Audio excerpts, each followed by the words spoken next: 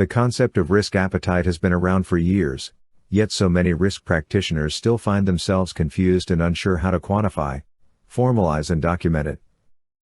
Well, the short answer is you don't need to. There is a better way. First, disclaimers. The following article only applies to non-financial companies, just like everything else I publish. In banks, risk appetite may still work fine. I wouldn't know, smiley face, whenever I say something is broken. I offer an alternative that works much better. You just have to be patient and finish reading the article.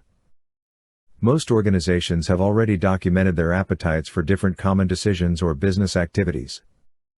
Segregation of duties, financing and deal limits, vendor selection criteria, investment criteria, zero tolerance to fraud or safety risks are all examples of how organizations set risk appetite. Appetites for different kinds of risks has been around for decades. Not all risks, but most of them. So, what is this recent hype about risk appetite about?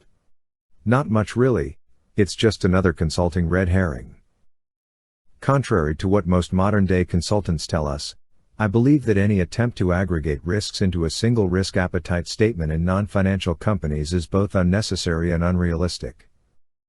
Even having few separate risk appetite statements is totally missing the point. After all, risk appetite is just a tool to help management make decisions and be transparent to stakeholders when making these decisions. Or is it something else? Share your view in comments. Instead of creating separate new risk appetite statements, risk managers should start by reviewing existing board-level policies and procedures to identify significant business decisions that already have a certain risk appetite set. For example, a company may have a board-level policy that prohibits any business ventures with organizations that utilize child labor or fall under economic sanctions. Or it may have a documented requirement not to invest in high-risk projects above a certain limit. My old company, for example, would not finance high-risk ventures through debt, only through equity with some oversight control. Or the company may have a finance policy not to keep more than 20% of cash in a single bank. Or the company may have a policy not to give additional trade credit to bad debtors. And many more examples. In cases where the risk appetite has already been set, risk managers should work with internal auditors to test whether limits are realistic and are in fact adhered to. Let me make this very clear. 80% of the time the appetites for different business decisions have already been set, and all the risk manager has to do is to validate, monitor, report any unusual activity. For the risk where no appetite has been previously set by any of the existing policies or procedures, the risk manager should work with the business owners to develop risk limits and incorporate them into existing policies and procedures.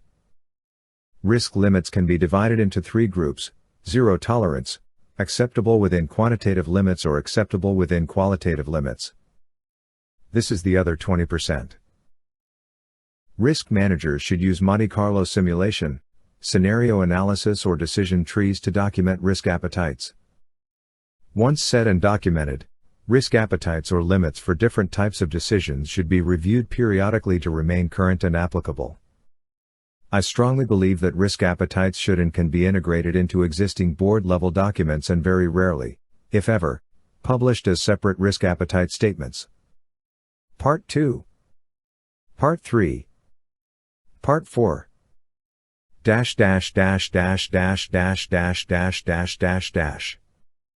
Risk Academy offers decision-making and risk management training and consulting services. Our corporate risk management training programs are specifically designed to promote risk-based decision-making and integrating risk management into business processes. Risk managers all over the world call us in to help sell idea of integrating risk analysis into decision-making and using quantitative risk analysis techniques. Check out most popular course for decision makers, riskacademy.blog, or our dedicated programs to help risk managers learn the foundations of quant risk analysis, riskacademy.blog. We can also help audit risk management effectiveness or develop a roadmap for risk management integration into decision making, riskacademy.blog.